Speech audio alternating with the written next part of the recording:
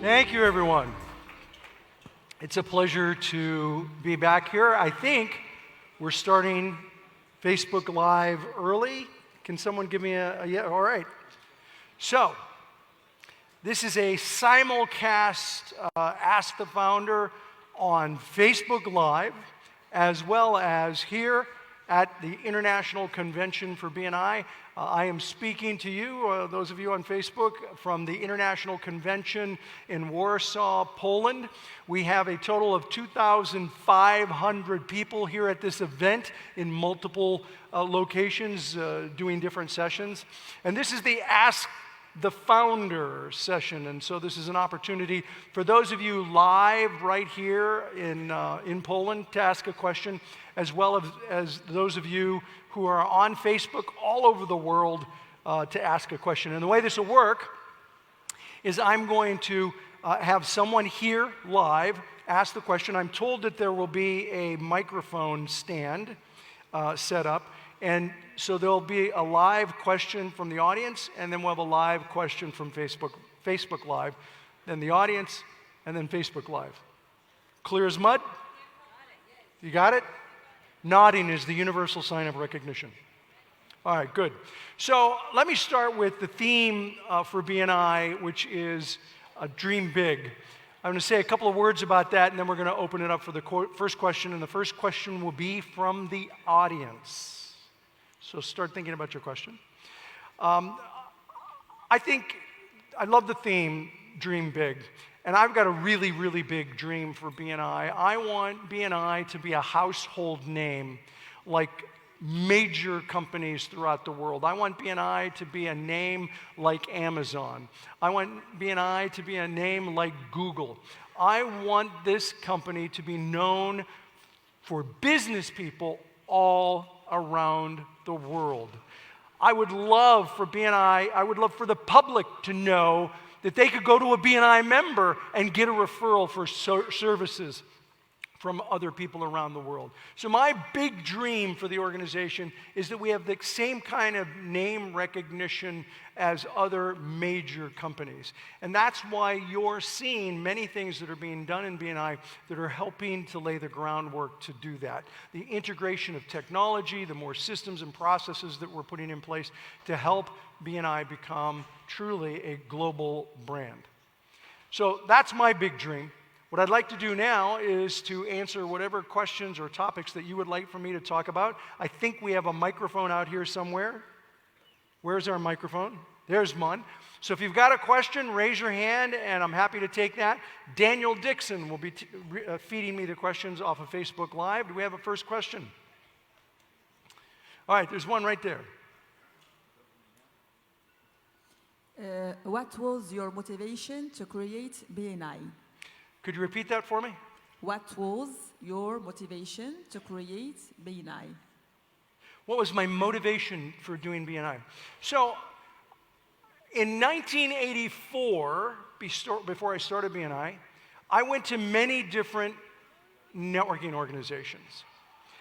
I went to some that I felt were just incredibly mercenary. I went to those meetings and everyone was trying to sell to me. They'd give me their card and they'd say, oh, you should buy my product, you should buy my service. And it was one person after another person after another person trying to sell to me. I went home from those meetings and I felt like I had been slimed. I needed to go home and get a shower because everyone was trying to sell to me. And I didn't like that. I didn't enjoy that. Then I went to these other networking groups that were very social. It was happy hour and hors d'oeuvres, and no business was being done. There's no business being done, and I didn't like those.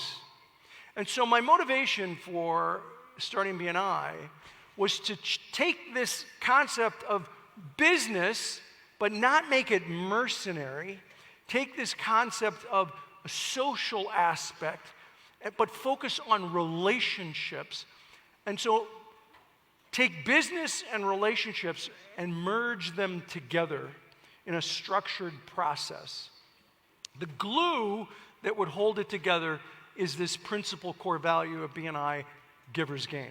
This idea that if I help you, you'll help me, and we'll all be stronger as a result of it.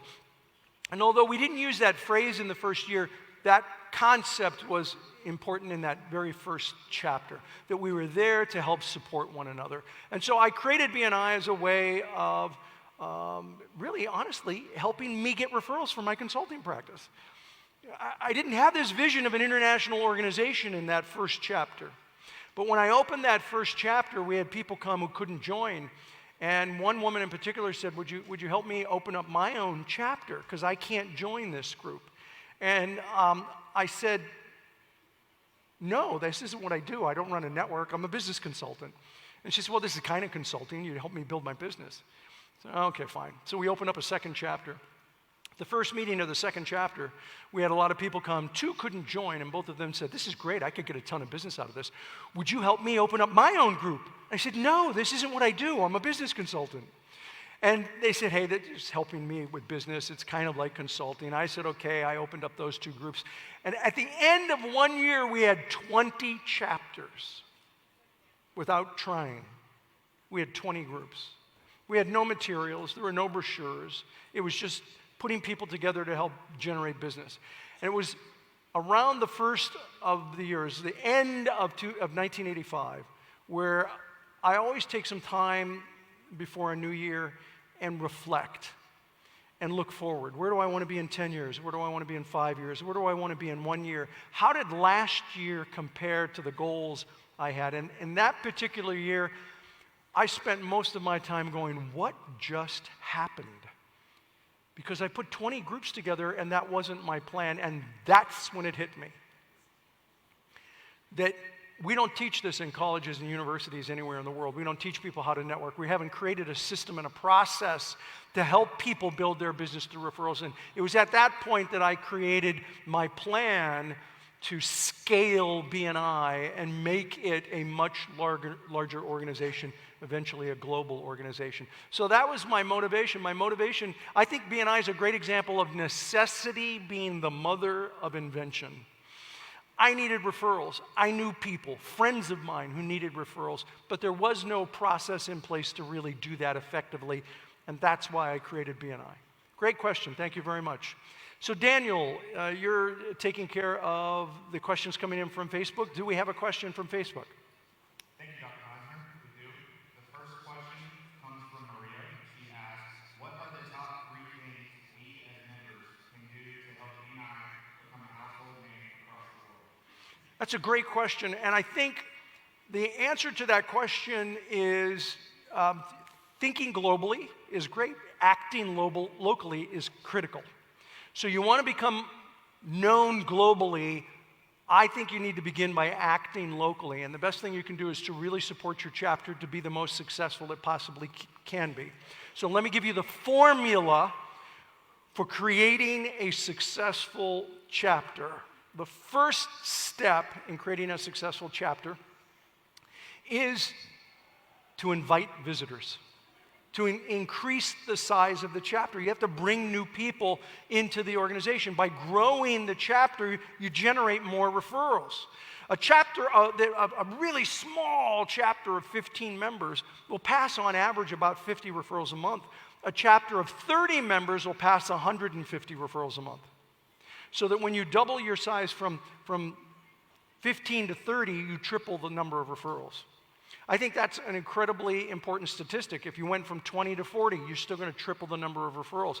From 30 to 60, you're going to triple the number of referrals. And so having a really healthy chapter is the first step. The second step, I believe, is the quality of the members. You've got to have quality people. They need to have the right aptitude. They really need to know how to do their business, but more importantly, they need to have the right attitude. It's aptitude and attitude. You want to bring in people who have a positive, supportive attitude. I recommend you show a prospective member the core values of BNI. You talk about the core values. One of the core values is positive attitude. Have a conversation. Bring in people who you believe will live those core values. The third thing is engagement. There was a study that was published in Psychology Today a few years ago that said that companies that have engaged employees or engaged participants are 40% more productive than those companies that are complacent, that have complacent participants. And so get people engaged. What does engagement look like? It means have your chapter doing one-to-ones. Have an education coordinator who's very active. You have people listening to B&I podcasts. These are all parts of the things that are engagement. So increase the chapter size, increase the quality of the chapter, get members who stay engaged, and you do it all by telling stories. That's the fourth piece of the formula. And then if you can get people to really tell effective stories about the process of those three things, then you're going to build an incredible chapter. You build an incredible chapter, you build an incredible region.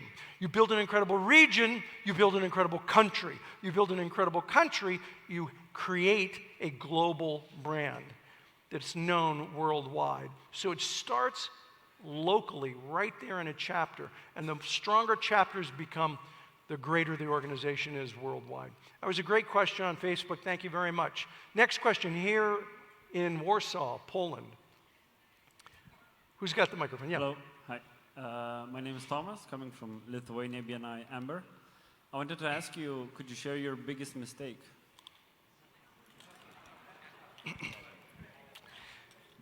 Okay, so how much time do we have? You know what I really, it's a great question, and I'm glad you asked the question. What I love is that sometimes people think that if someone has achieved a level of success, that they haven't made a lot of mistakes.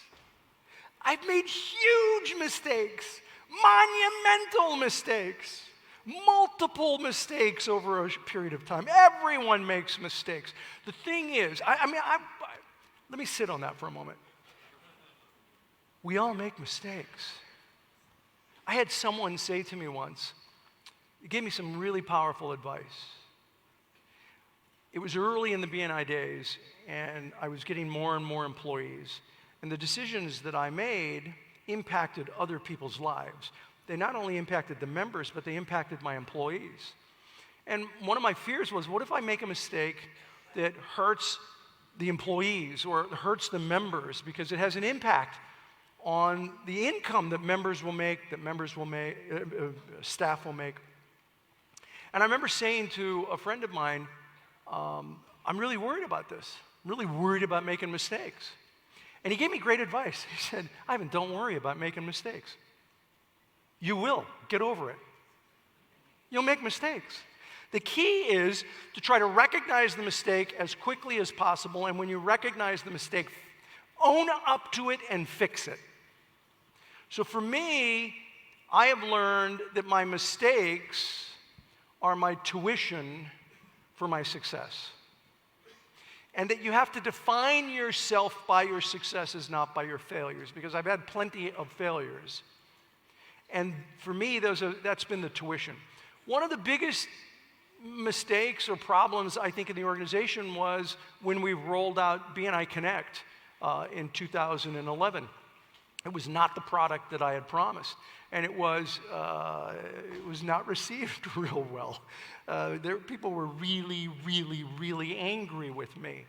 And so I loved today when somebody came up and said, we couldn't be where we're at without BNI Connect. BNI Connect is incredible. You have to understand that like 9 years ago, people were standing up and saying, I hate BNI Connect.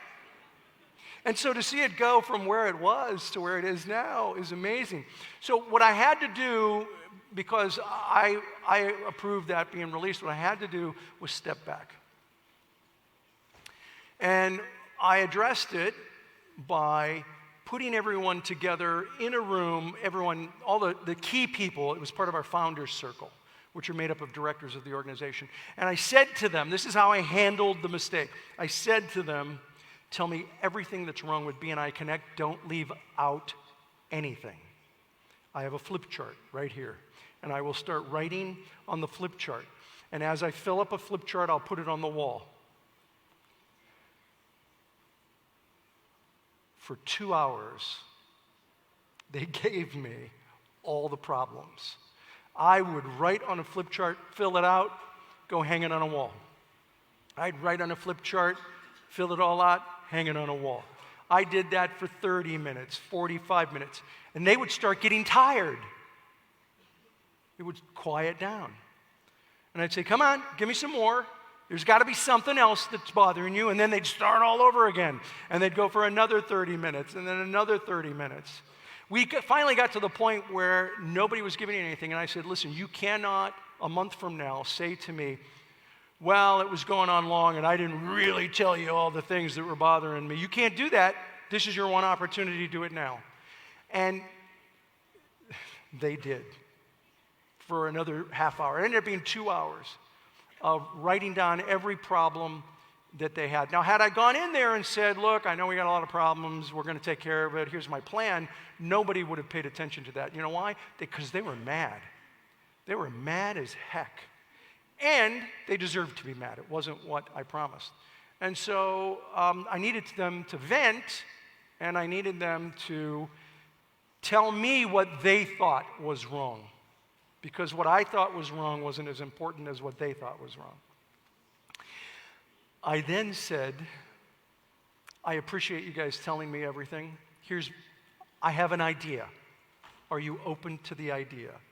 And they were so tired, they were just wanting a break. I wouldn't let them take a break till we got through this. So I said, here's the idea. What if we form a development committee, a board, and that this board will go through this. The walls were wallpapered with flip charts of everything they were mad about. And I said, the project board will make a decision on all of these things. I will not make a decision. If I have an opinion, it'll just go to the project board for them to decide on where something goes. And the project board will triage the list. Here's the budget. They can fix the list. And let's get through this and make this the project or the product that we want most. And that whole process, thanks to the many B&I directors who were at that meeting and agreed to be on the project board, turned B&I Connect around. And what was potentially the worst day of my professional career really ended up being the best day of my professional career, because we took this real anxiety and anger and focused on the solution. How many times do chapters obsess with the problem? They obsess with the problem. This is the problem, and this is the problem. And then, if all you do is focus on the problem, you become an expert at the problem. But you have no solution. What you have to do is become an expert at the solution. And so I just tried to guide it to focus on understanding what all the issues were, then let's figure out the solution, and you can make that decision. And that ended up really being an incredible experience. And because of that, B&I Connect developed to what it is today. Oh, I also backed it up. I had this really cool thing. I made up, it was about 1,000 buttons. I had these little buttons. They said Egbok, E-G-B-O-K. People were like, what are these buttons? Egbok. Everything's going to be okay. Everything's going to be okay. And I went to the conference and I said, here are all the issues that everybody had with the project, and here's our solution, and we're going to give everybody buttons, and everything's going to be okay. And for the rest of that conference, people were walking around, oh, this is a mess, but it's okay, everything is going to be okay. Everything is going to be okay. Focus on solutions. Own up if you make a mistake. Take responsibility, have a plan, take action. That's the way to deal with big mistakes, and that was probably the biggest of my career. Great question. Let's take another question from Facebook Live. Daniel? Gerardo asks, as we continue to see incredible leaps in technological innovation, how do you see it impacting The future of networking. Well, you know, what's interesting, I'm going to actually talk at length about that on my founder's remarks on Saturday. But I do believe that technology is going to change the face of face-to-face networking. It's going to change the way we do face-to-face networking. And it's important for us to understand that.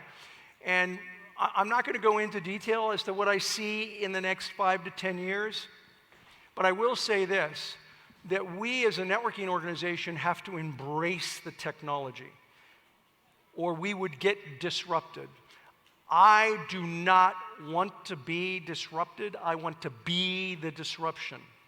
And so you will see more and more technology being added to BNI. The last thing that we did, major project, was BNI University. BNI University, some countries are hesitant to embrace. You'd better embrace it, because online training is not going away. Online training is here to stay. Even universities who can't even teach networking know that online education is the wave of the future. Brick and mortar universities are scared to death about online training. I know that. I was on the board of trustees for a university. We need to embrace the technologies and find ways to make them work with our process of online networking so that we can lead the disruption in this space and not get disrupted by this space. I have some ideas on how we're going to do that over time. You're all going to hear about those. But that's what I'll say for now. Great question. Thank you. Next question from here. Feel free to pick somebody and have them ready in advance. Good afternoon, Mr. Ivan. My name is Liang He from BNI Cambodia. I've got a question about substitute. I cannot find the substitute policy in BNI policy. So why doesn't BNI have substitute policy like absenteeism policy? Because in BNI we have a absent policy like 3 absent rolling in 6 months, right? Yes. Yep. Yeah. So thank you for the question. We have a substitute guideline. You're familiar with the substitute guideline? Yes? Do you know about our substitute guideline? Yes, okay. So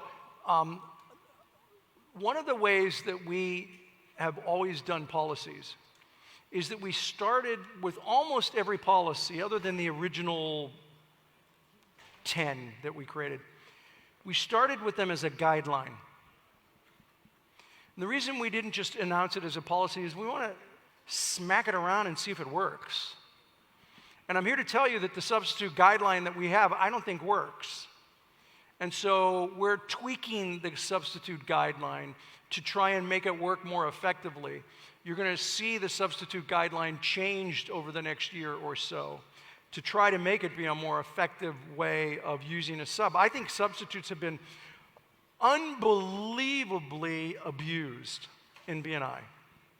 This idea of having a list of people who are willing to sub, and they come in and they basically just do their own business. They're basically a member without membership.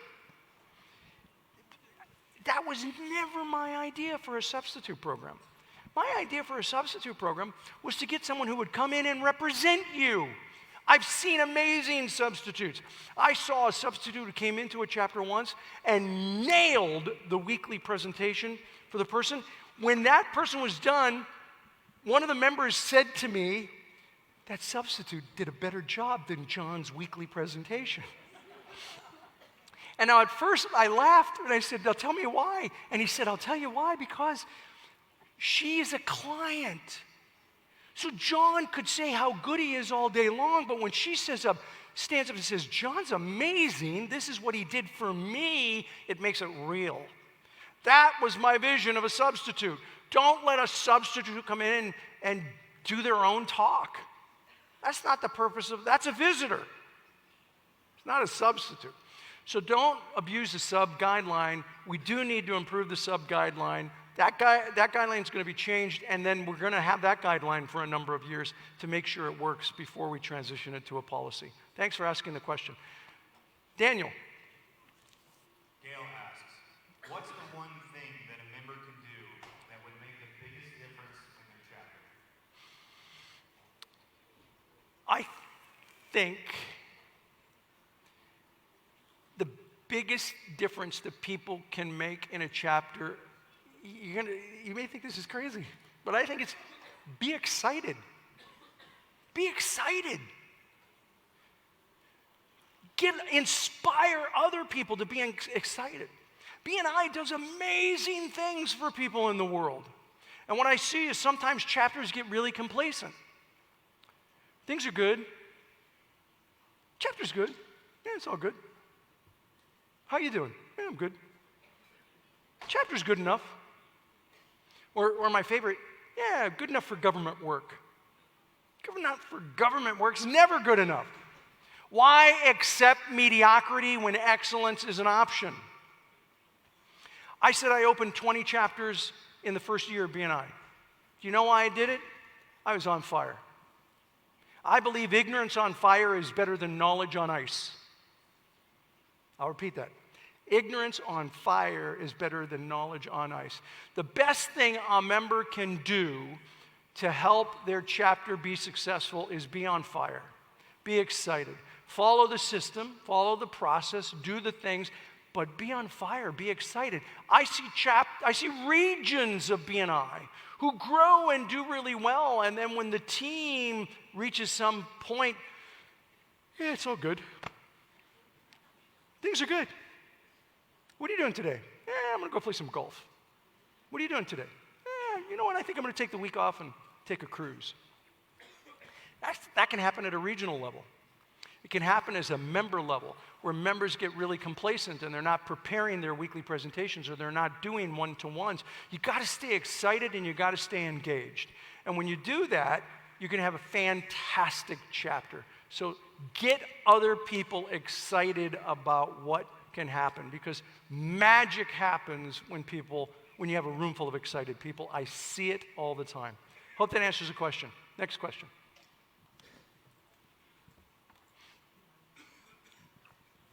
Good evening, Dr. Mייזנר. For growth in BNI, visitors is always the most important part. I'm sorry, can you repeat that? For the growth of BNI chapters, visitor is often the most important part. But when I see members, when I speak with them, I often find them struggling with inviting the visitors. And it's generally because they are trying to sell BNI. Give me your question. Okay. So the question is, in your opinion, what is the best way to engage and invite a visitor? Okay, that's a great question. So here's my recommendation. There are many ways to invite people into the organization. If one is working for you, go with that. But this is what I recommend. I recommend that you use, and I know Brian Benson, my social media coordinator, is putting up links to many of the answers that I'm giving. And I know he's going to put this one up because it's a really important one. I have a podcast on it. And it's a technique that I call the we're interviewing technique. We are interviewing. I think it's the absolute best technique to use in building a chapter. And it goes like this. I'm in a referral organization. We get together on a regular basis, and we're interviewing people in that profession, your profession. We're interviewing people in your profession to give them all the referrals that we have. I think you might make a good candidate. That's my recommendation. I'm in a referral organization. We get together on a regular basis. We pass a lot of referrals. We're looking for someone in your profession. I think you might make a good candidate. Now, what generally happens is that people beg people to come to a BNI meeting. Instead of taking this approach, they beg them to come to a BNI meeting. I am in this networking group. Oh, it's fantastic. We meet every week, and it's at 7 a.m. I know that's really early, but it's a fantastic group. You got to come. I know it's a big commitment. You got to be there every week. You have to do all these one-to-ones. But you really, would you come? I'll bring you. I'll pick you up on the corner of 3rd and Main. I'll drive you to the meeting. Would you please come to?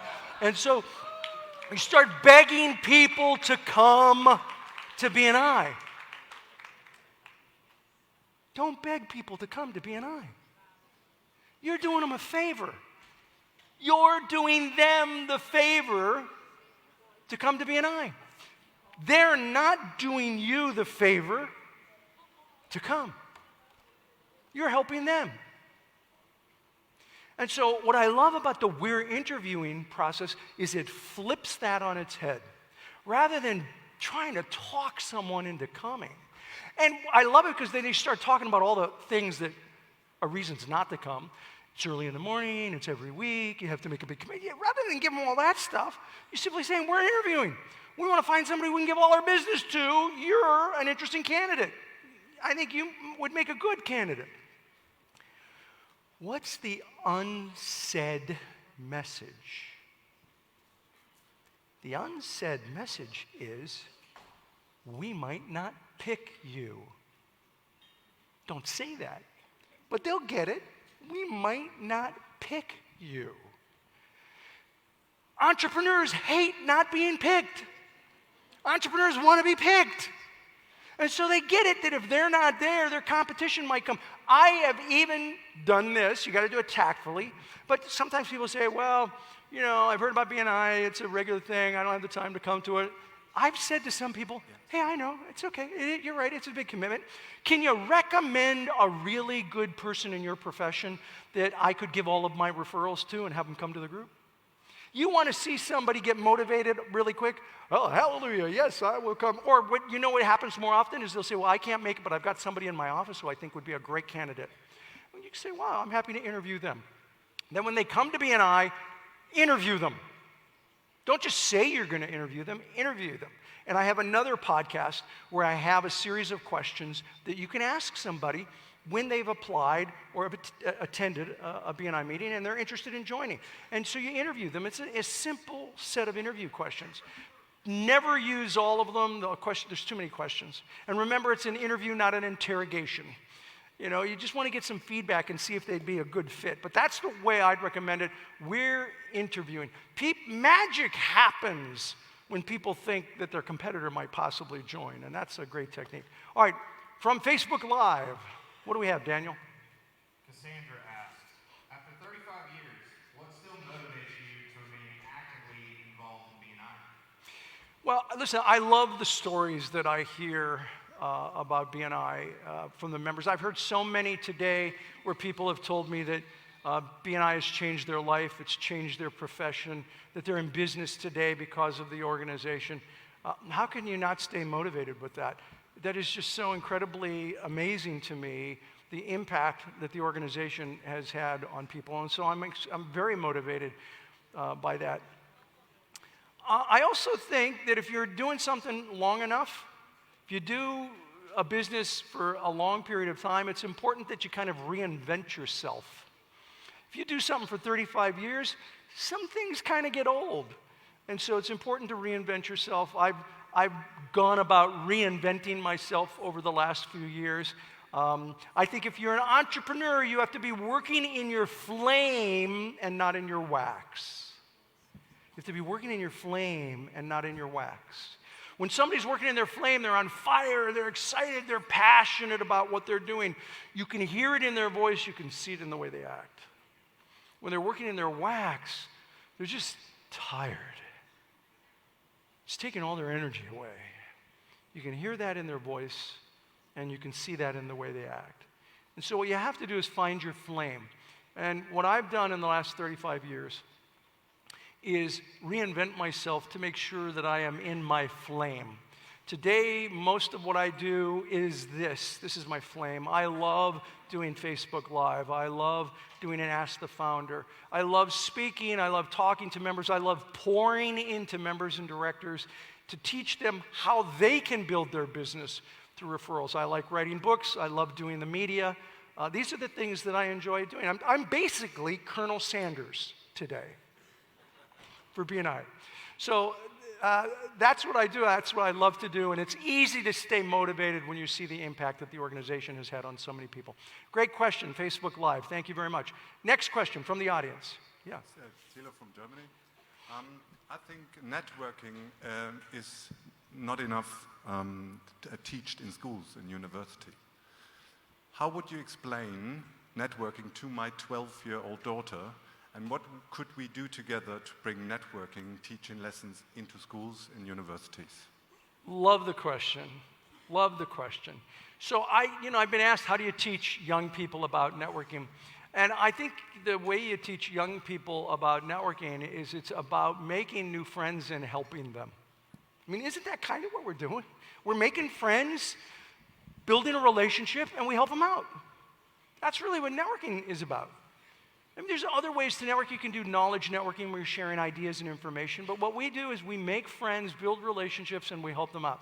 And I think that's the way you describe it to a young person. But I think what I would recommend is that if you have somebody that this really resonates with, a young person, have the chapter do bring your child to BNI Day. I've seen chapters that have brought young people to a BNI chapter so that they can see what it is that mom and dad are doing. I think that's fantastic. Business Voices, you're waving. So, somebody get my wife the microphone. Something very exciting that we're doing in the BNI Foundation is we are taking BNI to the school, and we're doing career day or a job fair type thing at the school and doing a demonstration of what BNI is. And we're working with other educational organizations that are teaching the principles of networking to school children. I don't want to wait until it's being taught in the university. Yeah, that's not going to happen. With our movement, with the business voices, and the more BNI is being seen by the school children, the more they're going to be learning this thing. So if you want to know more about how to teach kids about networking and BNI, come to the BNI Foundation roundtables, and we'll share with you what we're already doing, and you may have even better ideas, and we want to hear them. The Business Voices Project has done some amazing things. One of the incredible things they did was a vocation day with a school.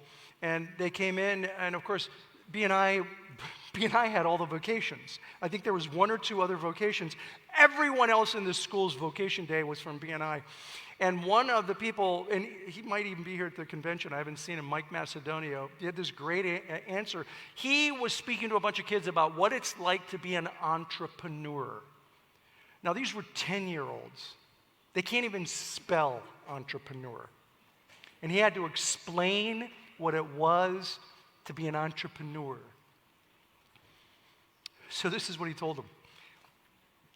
He said, you know the coolest thing about being an entrepreneur? He said, no, what? You have no boss. They're like, whoa, really? You have a job where you have no boss? No boss. You're the entrepreneur. You're the boss. They're like, how do you become one? That's powerful. That's just incredible. And it's that kind of thing the Business Voices can certainly do around the world. So talk to people at the BNI Foundation. Great question. Thank you. I think we have Facebook Live next, yeah? Do we have another question? If I'm participating in a one-to-one and it goes sideways, what can we do to redirect and salvage the conversation? Well, the devil is always in the details. So the question is, to me, how does it go sideways? What went wrong? So I'm not sure I can answer that specifically because it sounds to me like this person's had an experience that didn't go well. So let me give you something to do before you do the one-to-one. And so my advice to the person who asked that question is prepare before you go into the one-to-one. And here's how you prepare for it. I would go to a one-to-one and I would say we've blocked off an hour for the one-to-one. I'd also recommend you use the gains exchange, which is a form that we have in BNI where you talk about your goals, your accomplishments, your interests, your networks, your skills. That gives a framework for the discussion. But don't stop with that. What you do is you say, we have an hour to do the goals, accomplishments, interests, networks, and skills. Let's have you go first, and you have the first 30 minutes. And at 30 minutes, wherever you are, then we'll flip over to me, and then I'll do the next 30 minutes. Are you okay with that? And so laying the groundwork for how a one-to-one takes place helps to determine or help determine that it doesn't go sideways, that it doesn't go badly. So I'd recommend that. I'd also recommend that you take a look, and Brian, maybe you can find the podcast with the young lady that I interviewed from Italy. I think her name was Beatrice, where she did a thesis with BNI and one-to-ones, and it was unbelievable. That people that did no one-to-ones and how many referrals they did, and people who did one-to-one a month and how many referrals they did, and people who did 2 one-to-ones a month, how many referrals they did, and then people who did 4 or more and how many referrals they gave and received. They were almost identical. And there was a direct correlation between doing one-to-ones and generating referrals for others and for themselves. Direct correlation. I'd urge you to take a look at that podcast, because if anyone ever says, why should I do a one-to-one? They take up time, you have them read that, because that's the reason. Would you like to? I think they tripled or quadrupled their referrals. It was dramatically higher. Would you like to have 3 or 4 times more referrals? Well, yeah, that's why you do one-to-ones. Great question. Another question from the audience. Yes. Thank you for the opportunity. My name is Dante. I come from Spain, and I belong to the Global Power team. And my question is related to the growth of the local chapters that are now with the need of international reach. What's your vision about the international reach of this local need? Yeah.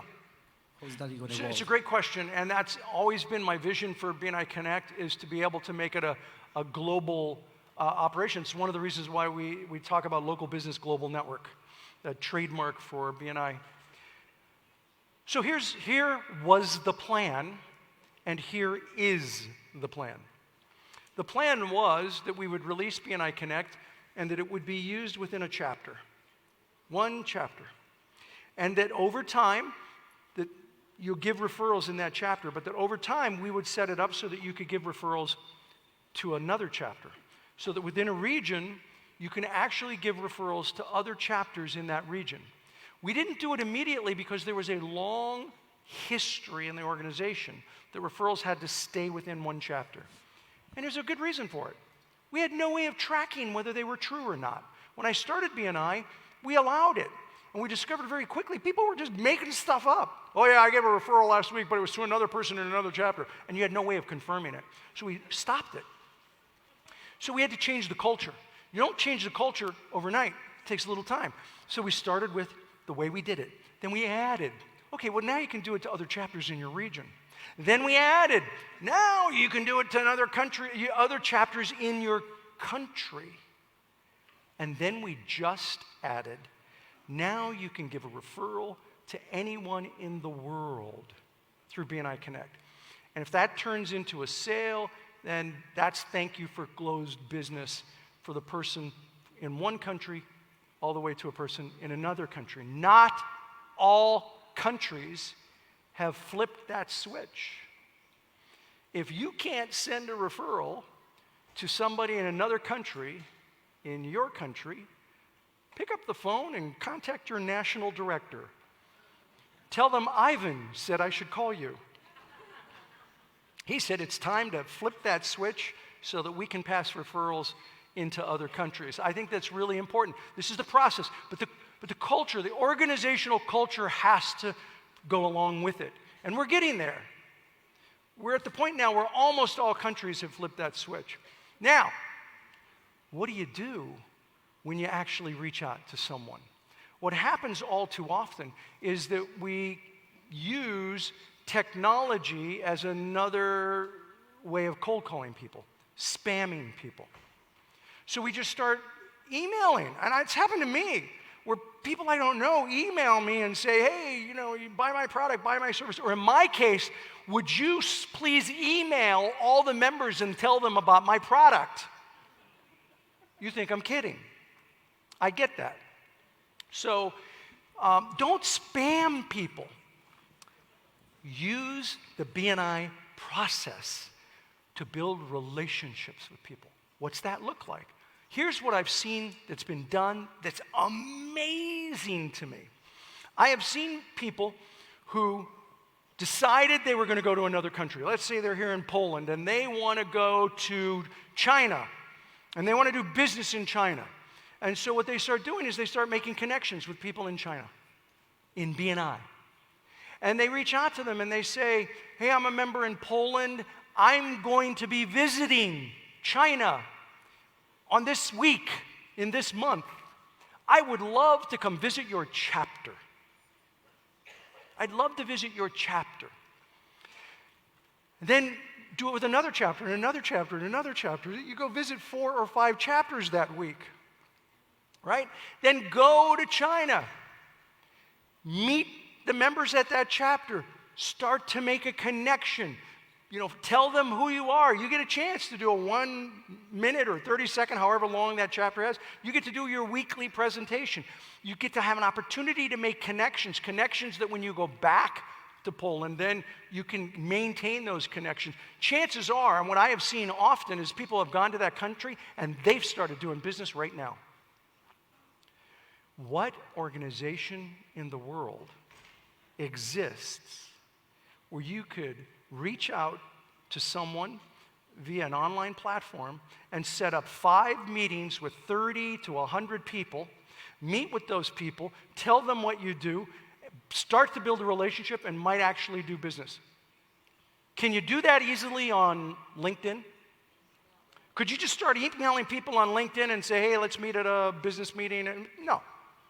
Who are you and why are you reaching out to me? You can do it in BNI as long as you don't spam them. You use the referral relationship process. I have seen so many people use that process and generate a boatload of business. Takes more work, but it works better. Takes more work, but it works better. Okay, we're almost out of time. I'm going to take 2 more questions. 1 more on Facebook Live and 1 more in the audience. And that'll be it. Daniel?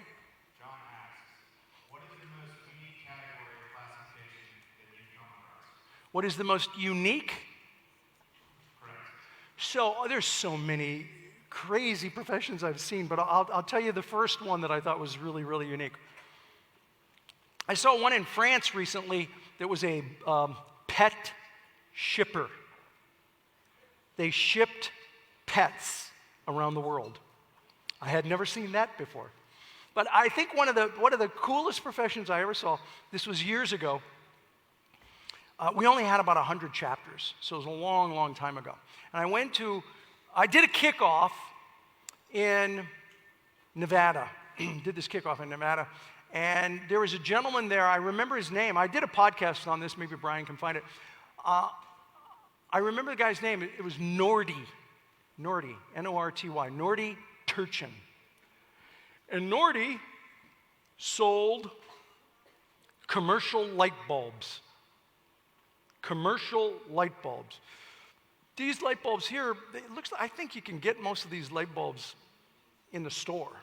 The kind of commercial light bulbs he sold were like factory light bulbs. Have you ever gone into a factory and you turn on the switch, or you see somebody turn on the switch and the lights don't really come on bright, but they get brighter and brighter and brighter and brighter? Those are commercial light bulbs, okay? Industrial light bulbs. That's what he sold. So you couldn't even give Nordy a mercy referral. Hey, I need some light bulbs for my house. You know, you couldn't do that because the light bulbs wouldn't fit. They wouldn't work. So Nordy came on up and he had an application. He was going to join. I said, Nordy, you got to know, I got 100 chapters. I don't have anyone who sells commercial light bulbs. He said, oh, okay. So are you telling me I can't join? I'm like, no, I'm not telling you can't join, but I'm just saying, buyer beware. I want you to know I don't have anyone who does this. He said, okay, I think I'm going to do really well. I said, okay, but I just want you to know, nobody does this in any chapter, and I'm not sure how it's going to work for you. He said, so you're telling me I shouldn't join? I'm like, no, this is up to you. Just know that nobody does that. He says, okay, I think I'll do well. He said, look, even if I don't get a lot of referrals, I think I'll do well because I'll build relationships with people who I can referral, and that's a value add in my business because I can lose clients over just a few pennies a light bulb. But if I'm able to develop a relationship with these people by referring them to other qualified business professionals that they then use and they have a good experience, they're not going to just cut me loose over a few pennies. They want to keep that relationship because I've helped them in other ways. And so, no, I think I'll do fine. I'm like, okay, good luck. Hope you do well. So I was back in the area about a year later, and Nordy asked the director if he could introduce me. And the director said, yeah, sure, you can introduce him. So Nordy read my bio, and Nordy said, I'd like to make an announcement. He said, I've been with my company for 15 years, been doing sales for a long time. But he said, for the first time in my career, I won the sales contest, the national sales contest for my company. And 40% of all the referrals that I got for this sales contest came from my BNI chapter. And 1 year ago, the man I'm about to introduce tried to talk me out of joining. And that was the last time I ever tried to talk someone out of joining because of an unusual profession. So yeah, we get unusual professions in there. And what I learned is that it has a lot less to do about the profession and a whole lot more to do about the person. I've seen people in professions that I thought would never work that have done great. I've seen people in professions that should do unbelievably well that did not do well. It's way more about the person than it is the profession. Last question for our Ask the Founder. Yeah. Lorenzo Imbasciati from Italy. This matter happens to me yesterday here in Warsaw. I noticed that it's easier when someone's target market is small business to attract him to BNI. It's very hard instead to attract someone when he's looking for a big business customer. So should we focus on people who's looking for a customer in a small business, or have we examples, arguments for people who are looking for customer in a bigger business? So what was the name? Lorenzo from Lorenzo, Italy. come here, Lorenzo. Come here. Did you hear the last answer I gave? Yes, yes. Yeah. In part, yes. Okay. You already. So what do you think the answer is? Yes. Yeah, it has so little to do with profession. It has so much to do with the person. So my answer to your question is look for the right people. The profession's kind of secondary. And so, yeah, there are professions that are very, very common in BNI, and that's great. But there are professions that aren't common in BNI, and they can do well if you've got the right person in the spot. So it's got to be somebody who really believes that a program like this will help them. It's got to be somebody who's excited about the concept. It's got to be somebody who's willing to give referrals as well as receive referrals. It's got to be somebody who's good at educating people how to give them a referral. I think almost any business can get business in BNI as long as they teach people how to refer them. Your weekly presentation shouldn't be about selling something. It should be about training a sales force. And so I think any profession can come into BNI if you find the right person. Okay? Thank you. Thank you. So let me wrap up.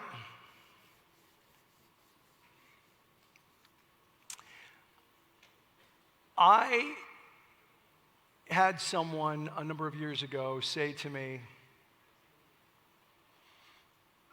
that he was doing a kickoff. He had a core group. And this gentleman came up to him who was in his 60s. He sold cars. He was a car salesman. He'd been in the business for many, many years. And he came up to the director and he said, "This is amazing. This BNI thing is incredible." And he said, "You taught me something today." And the director said, What did I teach you?" He said, you taught me that in BNI, you have to take off your bib and put on an apron. And the director's like, "What? I don't think I talked about bibs and aprons." He said, "Yeah, you did.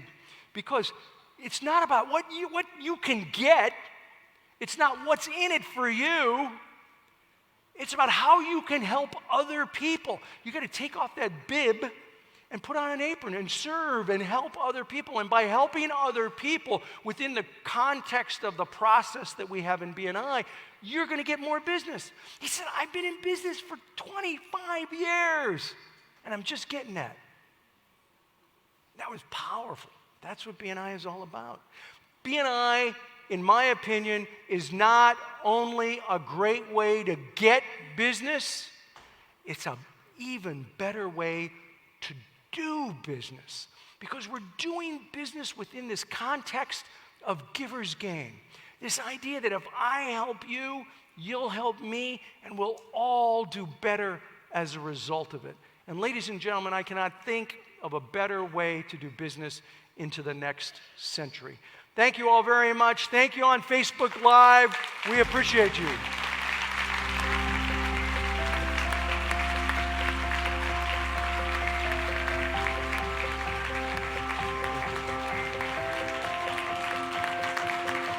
Thank you.